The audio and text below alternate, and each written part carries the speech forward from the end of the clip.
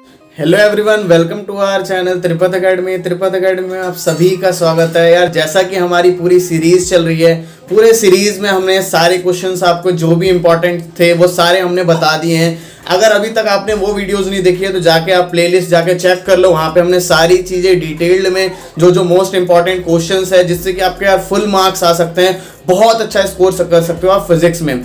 उसी सीरीज में आज हम लेकर के आए हैं 2 चैप्टर एक साथ, एटम्स एंड न्यूक्लियाई। ठीक है, ये पूरे चैप्टर में यार इसका वेटेज क्या है, उसके बाद इसके मोस्ट इंपॉर्टेंट क्वेश्चंस क्या है, वो सारा हमने डिस्कस किया हुआ है। ठीक है, इसको करने के बाद आपको कुछ भी करने की जरूरत नहीं पड़ती है। ठीक है, तो ये सबको अभी तक सबको पता चल ही गया होगा। सो यार, ना ज्यादा बात करते हुए हम वीडियो को स्टार्ट करते हैं।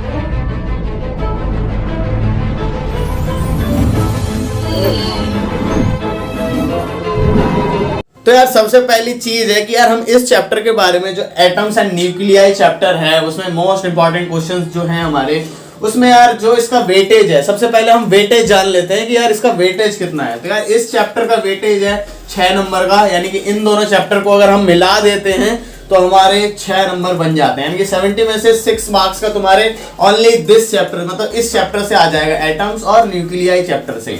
ठीक है, तो ये तुम्हारा आ जाने वाला है ओनली इन चैप्टरों से ही तुम्हारे मतलब 6 नंबर का क्वेश्चन बन जाएगा।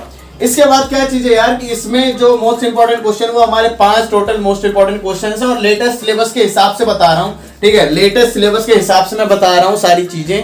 कुछ भी ऐसा नहीं है कि यार मैं पहले के हिसाब से या बहुत पुराना कुछ सिलेबस के हिसाब से बता रहा हूँ। सारी लेटेस्ट सिलेबस के हिसाब से सारी चीजें आपको मिल रही होंगी। ठीक है, तो यार हम अब बात करते हैं। उसके बाद मैं तुम्हें समझाऊं कि ये सारी चीजों के बाद क्या करना है तुम्हें। हर वीडियो के लास्ट में मैं समझाता हूँ ये चीज, जो भी नए व्यूअर है उनको भी समझ आ जाएगा। ठीक है, तो यार सबसे पहली चीज है, यार पहला क्वेश्चन हमारा है कि अल्फा पार्टिकल स्कैटरिंग एक्सपेरिमेंट, जो आपका यार बम्बार्डमेंट जो कराते थे उसका जो पूरा एक्सपेरिमेंट है, उसके क्या यार पूरे स्टेटमेंट्स हैं, पोस्टुलेट्स हैं, वो सारे आपको लिखने पड़ेंगे। ठीक है, वो सारा डायग्राम के साथ बिल्कुल अच्छे नीट एंड क्लीन डायग्राम बनाना, उसमें यार बढ़िया से सारी चीजें करो। उसके बाद उसके सारी थ्योरी लिखनी है। ठीक है, सारी थ्योरी लिखनी है, और इसी के रिलेटेड तुम्हें इसकी डेफिनेशन क्या होती है, इसकी डेफिनेशन तुम्हें लिख लेनी है।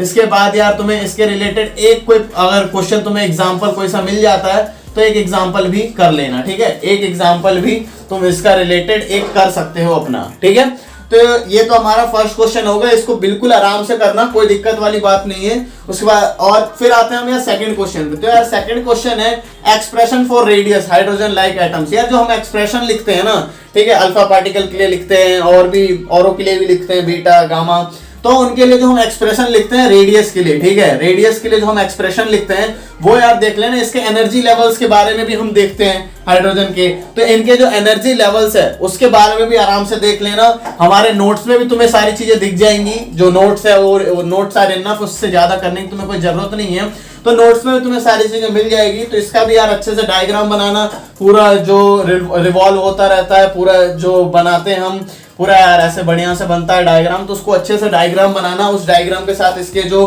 पूरे एक्सप्रेशन है वो लिखना, और आराम से सारी चीजें करना। ठीक है, तो यार ये सेकंड क्वेश्चन की बात हो गई। अब बताओ यार हमारा जो मोस्ट इंपॉर्टेंट क्वेश्चन कह सकते हो इस चैप्टर से, मोस्ट इंपॉर्टेंट है, ठीक है, यानी कि वेरी इंपॉर्टेंट कह सकते हो तुम।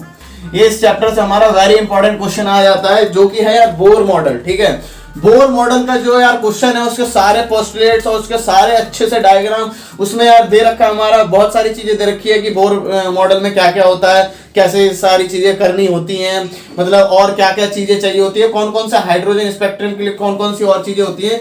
तो यार बोर मॉडल के बारे में जरूर देख लेना, हमारे नोट्स में भी तुम्हें मिल रखी हैं सारी चीजें।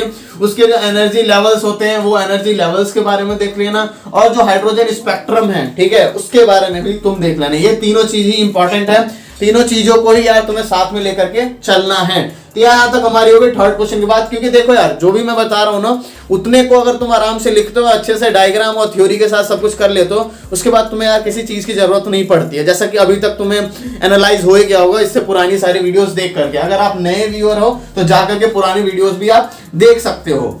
नेक्स्ट क्वेश्चन हमारा आता है यार, फोर्थ क्वेश्चन है हमारा मास डिफेक्ट का। ठीक है, फोर्थ क्वेश्चन हमारा है मास डिफेक्ट। तो इसकी जो डेफिनेशन है मास डिफेक्ट क्या होता है, तो यार इसकी डेफिनेशन तुम लिख लेना। ठीक है, इसकी डेफिनेशन बहुत ज्यादा इंपॉर्टेंट है, इसके रिलेटेड अगर एक एग्जांपल मिल जाए तो वो भी कर लेना, लेकिन इसकी डेफिनेशन तो जरूरी कर लेना। ठीक है, हमारे जितना नोट्स में दे रखा है उतने भी तुम लिखोगे ना तो कहीं तुम्हारे नंबर कटने के कोई भी चांस नहीं है, ठीक है।